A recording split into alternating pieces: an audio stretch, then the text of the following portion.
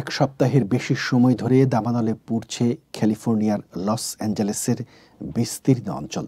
দমকল কর্মীরা দিনরাত চেষ্টার পর পরিস্থিতি কিছুটা স্বাভাবিক করেছেন, কিন্তু সেখানে নতুন করে শক্তিশালী বাতাস বইতে শুরু করায় দাবানল আরও ছড়ানোর শঙ্কা তৈরি হয়েছে। লস অ্যাঞ্জেলেসের ভেঞ্চুরা কাউন্টিতে অটো ফায়ার নামে নতুন আরেকটি দাবানলের সূত্রপাত হয়। এটিতে এখন পর্যন্ত 50 একর জায়গা পড়েছে। নতুন দাবানলটি একটুও থামানো যায়নি। বাতাসের কারণে এটি অতি দ্রুত ছড়িয়ে পড়তে পারে বলে আশঙ্কা করা হচ্ছে। জাতীয় আবহাওয়া সার্ভিস সতর্ক বার্তায় বলেছে, মঙ্গলবার 100 কিলোমিটারেরও বেশি বেগে বাতাস বইতে পারে।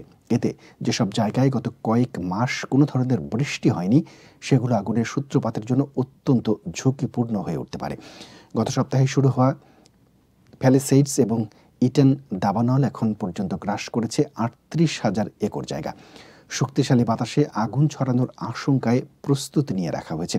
লস অ্যাঞ্জেলেসে দাবানলে এখন পর্যন্ত 12,000 অবকাঠামো পড়েছে, যার বেশিরভাগই সাধারণ মানুষের ঘরবাড়ি। এছাড়াও প্রাণ হারিয়েছেন 24 জন। দাবানল তাণ্ডব চালিয়ে যাওয়ার পর বিভিন্ন জায়গায় উদ্ধার অভিযান শুরু হয়েছে। আশঙ্কা করা হচ্ছে উদ্ধারকারীরা হয়তো আরও মরদেহ খুঁজে পাবেন।